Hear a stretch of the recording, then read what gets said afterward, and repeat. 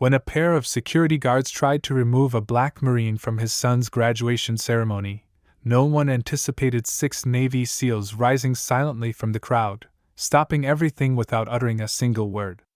Solomon Drayton hadn't expected to be recognized when he pulled into the back lot of Elmridge High. The school resembled countless others in small Texas towns, aged red bricks, a few flags waving above the doors, and students clustered near the gym. It was already buzzing with people. Parents in button-downs, siblings with handmade signs, an elderly woman leaning on a walker, everything as expected. He parked his Dodge Charger by the chain-link fence and stepped out, straightening his dark blue Marine dress uniform. His boots gleamed, not for attention, but because he'd never done things halfway. He scanned the area. His posture was upright and composed. Though his face was serene, it reflected a man who had seen life from many sides. He had driven 8 hours from Temple to be here for his son's graduation.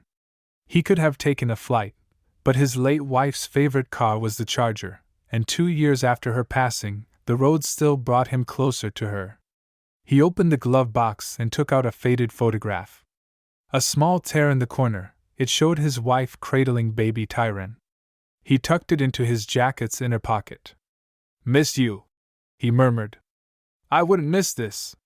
His walk to the entrance was slow, deliberate. Every step carried something heavy and unspoken.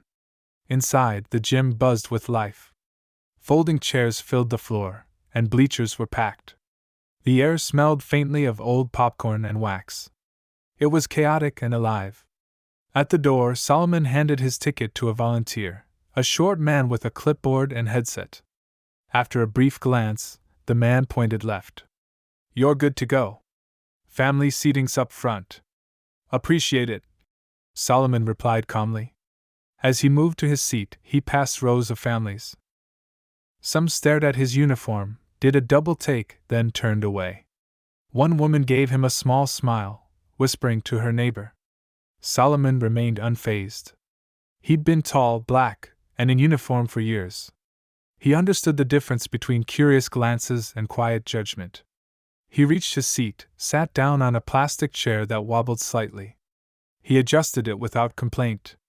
The stage was decorated, silver letters spelling "Class of 2024" stretched across the gym wall.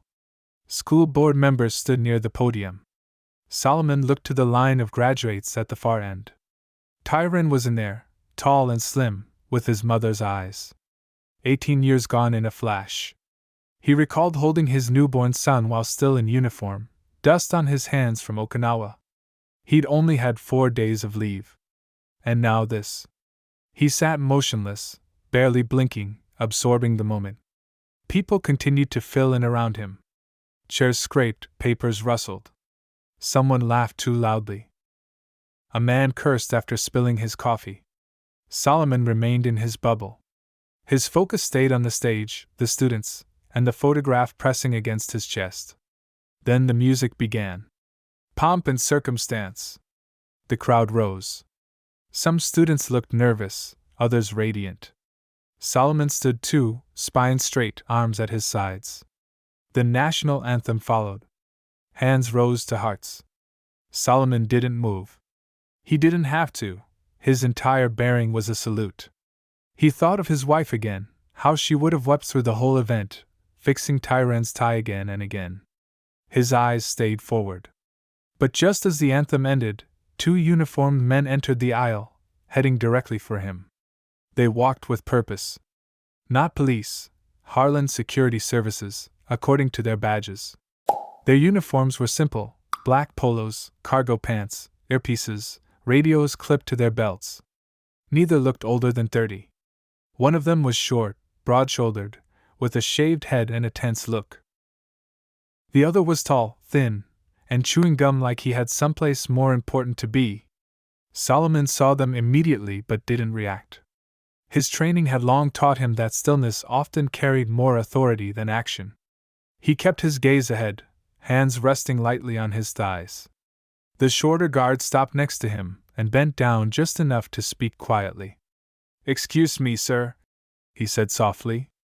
"We're going to need you to come with us." Solomon slowly turned his head. Is there a problem? The taller one stepped forward. Yeah, this area is for families of graduating seniors. Solomon blinked, then reached into his coat and pulled out the printed ticket he'd already shown. This is my assigned seat. Third row, left section. Family seating. Confirmed. The shorter guard didn't even glance at it. We were told it's full. Solomon didn't move. It was full when I arrived, too. Who gave you that order? The taller guard shifted slightly, unprepared for the calm, measured response. Look, it's nothing serious. There are spare seats in the back. Let's not turn this into something it's not. Solomon's eyes narrowed, not with anger, but quiet consideration. I drove 8 hours to see my son graduate. I'll be staying right here. A few people nearby had begun to notice. A woman 2 rows over nudged her husband, motioning toward the scene. Someone in the bleachers adjusted their phone, possibly recording. The short guard straightened, scanning the room. Sir, I'm asking one more time. You can ask all you like, Solomon replied, voice lower, firmer. I'm not moving. The tall guard clicked his tongue. Maybe you'd feel more comfortable in the back. That's all we're saying. And there it was. Solomon looked at him directly now. That line had nothing to do with logistics or official policy. It was about something deeper, older, something that had followed him for decades, in offices, waiting rooms, porches, even military bases. Hidden just behind politeness, barely audible but always present. He didn't answer. The atmosphere shifted, the way it does when a boundary has been crossed and everyone can feel it. The shorter guard picked up on it too. He adjusted the radio on his belt, speaking quietly into the mic while keeping his eyes on Solomon. Solomon remained in place, gaze ahead, as if the discussion was over, because to him, it was. A woman next to him, elderly with pale skin, leaned slightly his way and whispered, "Don't let them move you." He gave a small nod but said nothing. He didn't want a scene. He only wanted to watch his son graduate like any father would. But the guards weren't finished. The tall one dropped his voice again. If you got a complaint, take it to the school office.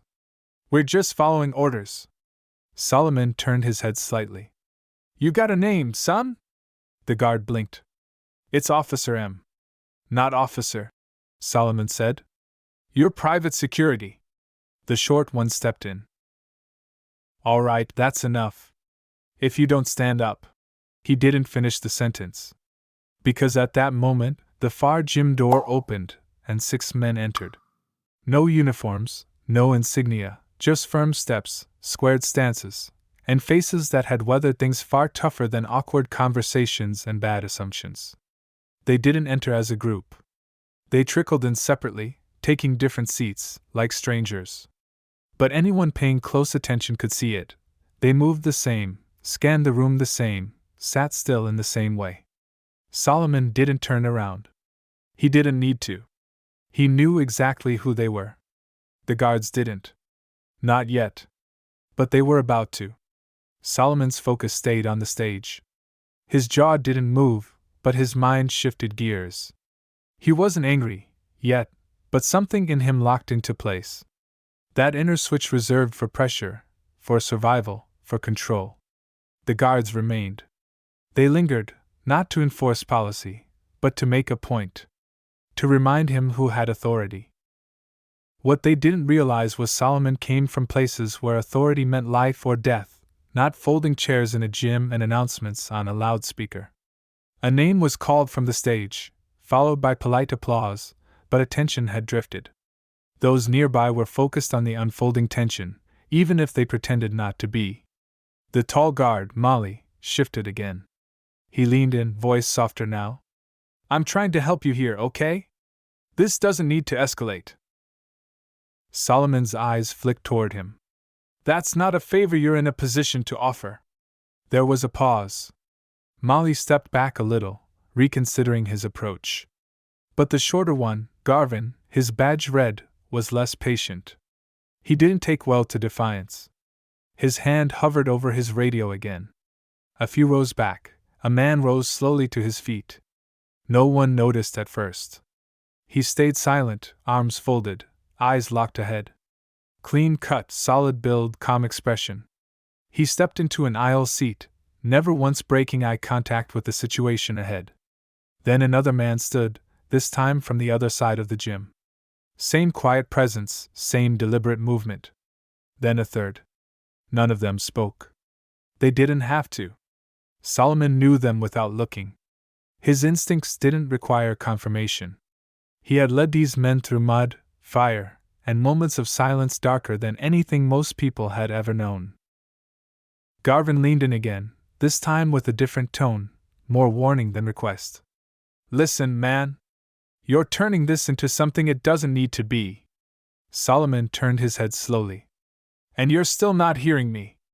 Garvin's fingers twitched near the radio again, but before he could speak, a voice broke the tension from 10 feet away.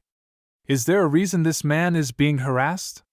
Calm, firm, and low, not loud enough to demand attention, but strong enough that the room stopped to hear it. The speaker stood in the center aisle, tall, salt and pepper beard, a black tailored coat over a gray shirt. His name was Creed Men. Solomon had once dragged him from the wreckage in Kandahar, hauling him over 200 yards of open ground under enemy fire. Garvin looked up, caught off guard. Who are you? Creed didn't answer. He took a step forward. I asked you a question? Molly raised a hand. Sir, we've got this handled. No, Creed said, sharper now. You don't. Another man stood in the far bleachers. Then another. Now 4. Solomon remained seated. Silent. But the entire left half of the gym had turned to watch. A child pointed. A teacher waved toward the stage, trying to redirect attention, but no one cared about diplomas anymore. Creed took another step. You're embarrassing yourselves. And you're one breath from making it worse. Garvin looked at Molly, whose confidence was slipping. It was obvious now, they hadn't expected resistance. Not like this. I don't care what your orders were, Creed said. You don't touch that man. You don't tell him to move. You don't ask again. The gym fell into a tight silence, not out of fear, but respect. A deep, building respect as more people grasped the weight of the moment. Solomon finally looked up and met Creed's gaze. He gave a small nod. Not a thanks, not a plea, just acknowledgement. Creed's expression softened. Then he stepped back and sat down again, arms still crossed. But the tension in the room hadn't left. Not yet. Everyone waited, watching for the guard's next move. Everything else, stage, banners, faces, faded from Solomon's mind. His eyes were open, but his memory pulled him away. Back 15 years. Afghanistan. Kandahar province, late afternoon. The sun didn't set there, it slammed down, painting the desert in rust and metal. Solomon, then a gunnery sergeant, had just wrapped up a unit briefing when everything changed. A roadside bomb hit their convoy, flipping the lead Humvee like a toy. Dirt and shrapnel filled the air. Then the bullets came, tight formations, not random. Solomon didn't pause. He moved fast, ducked behind a bent doorframe, assessing the chaos. Smoke choked the far edge of the valley. 6 men were down, pinned behind a burning second truck. One was already dragging another forward. That was Creed Men. He'd only been deployed 3 months, now bleeding from a bullet wound in the thigh. Solomon didn't hesitate. No radio, no second thought. He sprinted through open ground under fire, sliding behind a shattered axle. Creed looked up, blood streaked across his face. You're bleeding, Solomon said. You think? Creed gasped. Solomon grabbed the straps of the unconscious soldier beside him, Enrique Estio, and began to drag. Creed pushed from behind, grimacing in pain. Where's Divas? Solomon shouted. Creed pointed weakly. Left, under the hood. Solomon turned. There he was, a young SEAL, pinned beneath a chunk of engine block, leg trapped. He was calling out for help, but he was too weak to move. Without hesitating, Solomon told Creed, Stay low and move when I do. Creed nodded. That was when he truly began to understand what real leadership looked like. Solomon sprinted back across the field. His foot struck gravel, then something worse, but he didn't stop. He dropped down next to Diva's, crouched low, and grabbed the crushed hood with both hands. It wouldn't move. "Gunny, stop!" Divas yelled. "I'm fine, really." "You're not staying here," Solomon replied.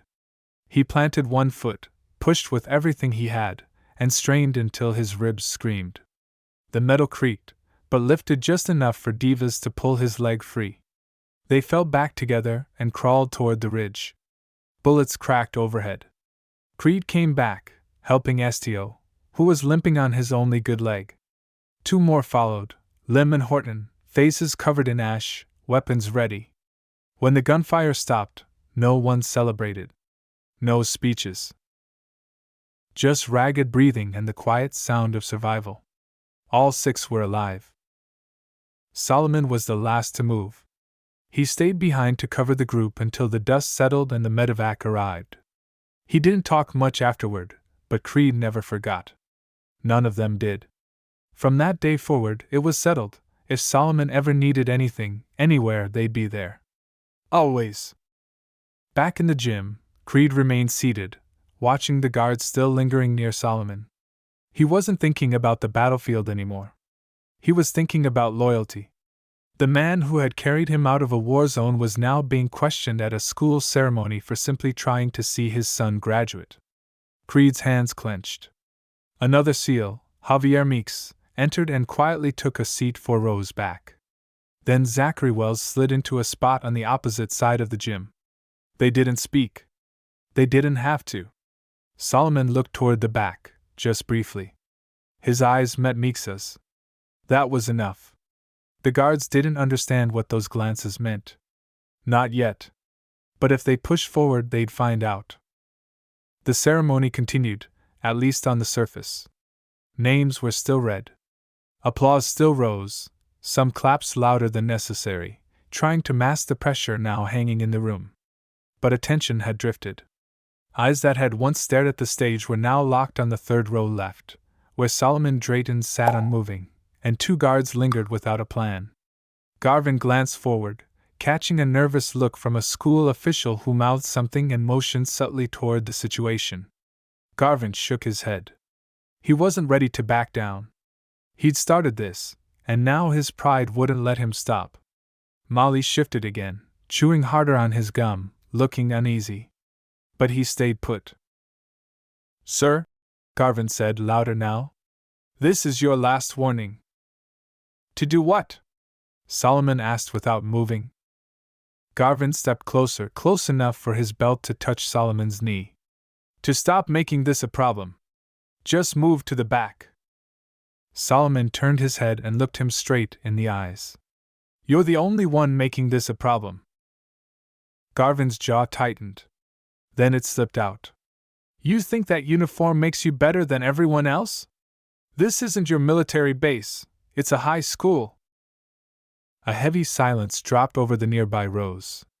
A little girl paused mid-fidget.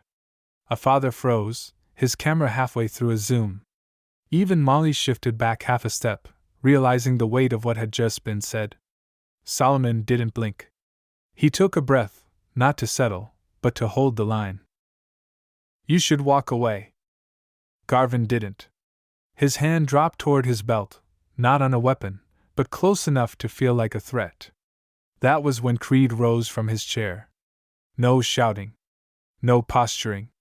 He simply stepped into the aisle, deliberate and clear, like the moment had officially become his concern. The gym wasn't totally silent, but it was close. Creed's voice was steady. "If you lay a hand on him, you'll answer to me." Garvin turned toward him. "And who are you supposed to be?" Creed stepped in closer. "The man telling you this ends now." One of the school board members leaned toward the principal and whispered urgently. An assistant principal got up and started heading toward the back, speaking into the walkie at her side. School staff was starting to realize this wasn't going away quietly. More SEALs stood, one by one, scattered across the gym. No commands. No signals. Just the same instinct, activating at once. All 6 of them were now on their feet. Garvin glanced around, starting to realize this wasn't just some upset father. Something was off. These men didn't shift or fidget. They stood solid, like the air before a storm thick with pressure. Creed stepped forward. You've got 2 options. Walk away now or see this go someplace you really don't want it to. Molly's voice finally broke through. Let's just let it go, man. But Garvin didn't move. Solomon spoke again, not to Garvin, but to Creed. Don't waste your words. He's already made his choice. Creed didn't smirk, just dropped his voice a final time. Don't confuse silence for weakness. That was when Garvin stepped back. Just a little, but it was enough. His hand fell away from his belt. His face flushed, but he knew he was outnumbered and outmatched. The principal appeared beside the aisle and whispered something fast to the guards. Whatever it was quiet but firm. A moment later, both guards turned and started walking toward the rear exit. They didn't meet anyone's eyes as they left. Solomon let out a long, controlled breath. Creed lowered himself back into his seat without saying a word. The rest of the SEALs remained on their feet. The moment wasn't over yet. In the student lineup, Tyron Drayton stood watching everything, his hands clenched at his sides. Tyron stood in the middle of the graduating class, between a girl with bright braids and a boy whose robe kept sliding down. The others tried to stay focused, laughing nervously, checking their name cards. But Tyron couldn't pretend. His world had already shifted. He noticed the guards moving toward his father as soon as the anthem ended. At first, he thought maybe they were just escorting someone or helping with seating. But a feeling in his gut said otherwise. Then he saw how his father sat. So still. So composed. But locked in. He recognized that expression. He'd seen it when he was 12, crying after a kid at school said something ugly. His dad didn't yell then either. He just sat with that same unbending look, solid as steel. Tyron kept watching. From his spot in line, he couldn't hear what was being said, but the body language was enough.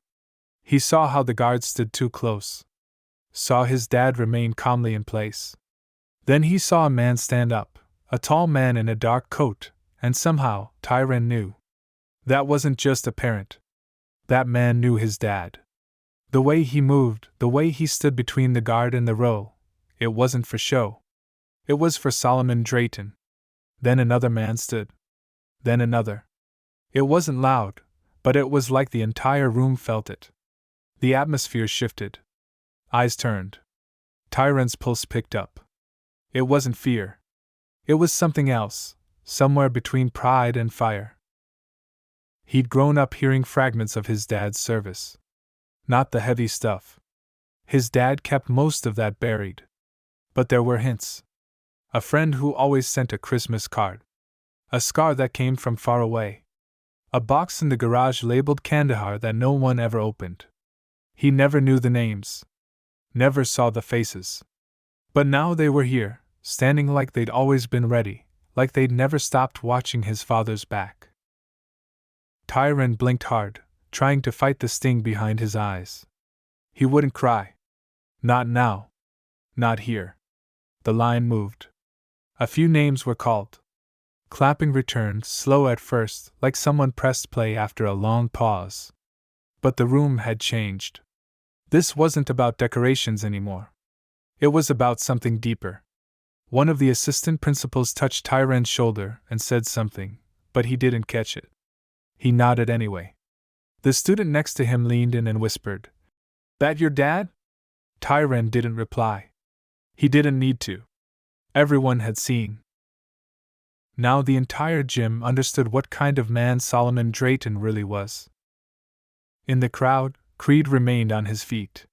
He wasn't looking around for applause. He wasn't there for attention.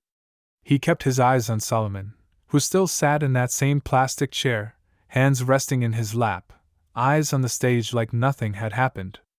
But something had. The other SEALs stayed standing too. Not in a show of force, but as a quiet signal. Their silence carried more weight than any announcement could. Some parents clapped harder now with each name called, as if trying to bring the room back to balance, trying to honor what had just taken place. The gym wasn't just a space for ceremony anymore. It had turned into something alive, stirred by a moment of injustice, anchored by respect. Solomon didn't move. Not out of defiance. Not from bitterness. Just there. Present. A father watching his son take another step into the world. But the moment that would change everything hadn't arrived yet. It was still coming. And when they finally called Tyron's name, the entire room would stop pretending. The line of students was moving quicker now. Some still fussed with their caps, whispered jokes, tried to stay light. But Tyron was no longer part of that. His thoughts kept circling back to his father, seated alone, surrounded by people but grounded like that chair had been made just for him. There was something about how steady he looked, how quiet yet unshakable. And the way those men, those warriors, stood around him without needing a word. Tyron realized then how little he really understood about what his father had carried. Sure, he'd seen the medals, the photos, the folded flag on the bookshelf. But those things had always been silent. Today they moved. Today they stood. The assistant principal called another name. Then one more. Tyron was now only 3 students away from the stage. He wiped his hands on his gown and tried to control his breathing. The girl in front turned, gave him a quick, nervous grin. "You ready?" Tyron managed a small smile. "More than you think." He stepped forward. Across the gym, Solomon leaned in just slightly, eyes locked on the stage. He hadn't clapped for every graduate, not out of disrespect, but because his entire focus was on the boy in black robes with red and white cords, the one who looked like his mother when he smiled. One more name was called. Then the announcer paused briefly, cleared her throat, and said the next name with more weight. "Tyron Drayton." The name echoed. There was a split second of stillness, half a breath, then the room erupted. Cheering, whistles, applause. But it wasn't random noise. It was deliberate, deep, and perfectly timed. The 6 SEALs, still on their feet, clapped as one. Hard, steady, precise. Not for show. Not out of obligation. It was a gesture. A message. "We see you. We see your father. We honor this." Tyron walked across the stage with slow confidence. Head up, steps sure. His chest beat with pride, not just in himself, but in the truth of who his father was, and what it meant to carry his name. He took his diploma, shook the principal's hand, and turned toward the audience. He looked until he found Solomon. His father didn't wave or stand. Just a slight smile, quiet and full of meaning. Tyron gave a single nod and stepped off stage. The applause kept going. Parents who hadn't made a sound all ceremony now clapped hard. Some stood. A few wiped at their eyes, not entirely sure why, only that they just witnessed something important. Solomon stayed seated, letting the moment pass through him. He wasn't someone who cried in public. But inside, something shifted. It wasn't sadness. It wasn't pain. It was release. A kind that only comes when something feels finished, even if it isn't. The ceremony continued. More names were called. But now, something had changed. Every student who crossed that stage did so in the echo of what had just occurred. Not because it was dramatic, not for attention, but because it was real. But that wasn't where it ended. When father and son met again outside the gym, it wouldn't be just a proud embrace. It would be the passing of something deeper. 20 minutes later, the last name was called. The graduates tossed their caps, yelled in relief, hugged like they hadn't seen each other in years. Phones went up, cameras clicked, and balloons floated high as students began pouring through the double doors at the back of the gym. Solomon didn't move right away. He stayed seated as the noise swirled around him, letting the sounds soak in. Music. Laughter. The flash of silver and red robes all around. His eyes tracked Tyron as he disappeared down the hallway with his friends. A teacher gave him a high five. Another pulled him in for a quick side hug. In the middle of it all, Tyron looked back, just once. Solomon caught it. Just a glance. But it said everything. Did you see? And Solomon's look answered without words. Every second. The crowd began to thin. People filtered out, carrying flowers, gifts, shouting congratulations. Solomon stood slowly, stretching out legs that had been still too long. Creed made his way over as the gym emptied out. At first, he didn't speak, just gave Solomon a look, then glanced toward the doors. "You all right?" he finally asked. Solomon gave a small nod. "I've been through worse." Creed gave a faint smile. "Yeah, but it still never should have gone down like that." "No," Solomon agreed. "It shouldn't have."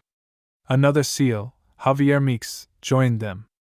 "We tried to keep it low profile, but when that guy reached for his belt..."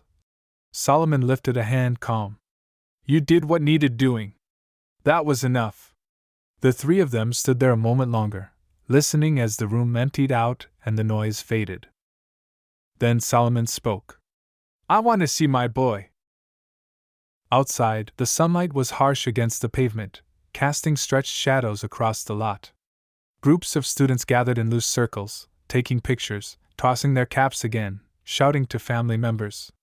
Tyron was near the flagpole, half out of his gown, diploma folder in one hand, phone in the other. When he spotted his father walking toward him, he paused mid-sentence. The people around him blurred into the background. They met halfway. Tyron spoke first. "You okay?" Solomon nodded. "You?" "Yeah," Tyron said, then looked away. "They tried to make you leave." "I know." Tyron's jaw tightened. "I was this close to walking off that stage." "I mean it." Solomon placed a hand on his shoulder. "And that's exactly why you didn't." Tyron looked confused. "What do you mean?" "Because you knew I could handle myself. And because you kept your focus, stayed in your moment. You didn't let them take that from you." Tyron took a breath. "Those guys who stood up, who were they?" Solomon looked over his shoulder. The SEALs were outside now too, gathered near the doors, speaking softly. They weren't seeking credit, just staying alert, like always. "Men I've bled with," Solomon said. "Men who understand loyalty. Men who remember." Tyron nodded slowly. "That was something. It needed to be," Solomon said. "Sometimes saying nothing speaks the loudest. And sometimes standing still says more than any speech." For a moment they were silent. Then Tyron grinned. "So, you gonna tell me some of those stories now?" Solomon laughed lightly. "Some of them.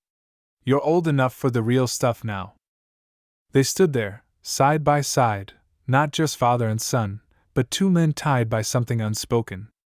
Across the lot, Creed raised a hand, not a wave, just a quiet sign of respect. Tyron returned it naturally. The sun climbed higher, but for the Draytons, time felt slower now. One moment still remained, though, the one that held the lesson not yet said. By the time Solomon and Tyron reached the parking lot, most people had left. A few families lingered, laughing, folding up chairs, loading gifts into trunks. The buzz had faded. The light was turning softer, the edges of day easing into evening. Solomon unlocked the old Charger, his wife's car, the one she used for school meetings, road trips, everyday life. Tyron paused at the door, running his fingers over a scratch by the handle. "She'd have been the loudest one cheering today," he said. "And she would have made you retake every picture till your smile was perfect," Solomon replied, smiling. They got in and shut the doors. The car was warm from the sun, but it felt like a quiet bubble cut off from everything else. Tyron turned toward his dad. "I gotta ask, why didn't you say anything to those guards? You just sat there." Solomon tapped the steering wheel once, then looked over. "Because I don't have to prove who I am. And I don't need to raise my voice to be heard." Tyron looked out the window, thinking. "You know how many times I've had to pick between keeping quiet or blowing up?" Solomon went on. What happened today, that wasn't the first time something like that's happened. It won't be the last. But how we choose to respond, that's who we are. Tyron shook his head. But they disrespected you. In front of everyone. Yes, Solomon said. And everyone saw it. But they also saw the truth. They saw 6 men who could have been anywhere else stand up without hesitation. Not because I called them. Because they understood. Tyron sat with that for a while. Then Solomon spoke again. Son, life's going to give you endless chances to react with anger. And sometimes, sure, anger's the right response. But more often, silence goes deeper. Dignity lasts longer. That's what people remember. Then Solomon reached into his jacket and pulled out the folded photograph. The photo showed Tyron as a baby, wrapped in his late mother's arms. I kept this with me through Kandahar, Solomon said. I held onto it after your mother passed. I brought it here today, not because it makes me stronger, but because it reminds me what matters enough to protect. Tyron spoke softly. You always knew who was on your side. Solomon smiled. I didn't have to know. I just believed. Real men don't disappear when things get hard. They show up. They stand firm. There was a moment of quiet before Tyron said, I want to be like that. Like you? You already are, Solomon replied. You crossed that stage with your head high. You didn't let anger steal your moment. You kept your center, even when everything around you was trying to shake it. Outside the car, the last of the SEALs were getting into their vehicles. Creed glanced once more at the Charger before pulling away. Solomon gave a small nod, no words, just a silent sign of something that would last. Tyron leaned back in the seat. So what now? Solomon turned the key, and the engine came to life with a deep hum. Now we go home. You pick dinner. Tyron smiled. Waffle House. Solomon laughed. Of course. As they drove out of the lot, the school shrank in the rearview, but what happened inside the gym would stay with everyone who witnessed it. And for Tyron, that day became more than a graduation. It marked the moment he understood that manhood wasn't about volume. It was about how you hold yourself when no one's watching. Some yell to be noticed. Others stay still and are never forgotten.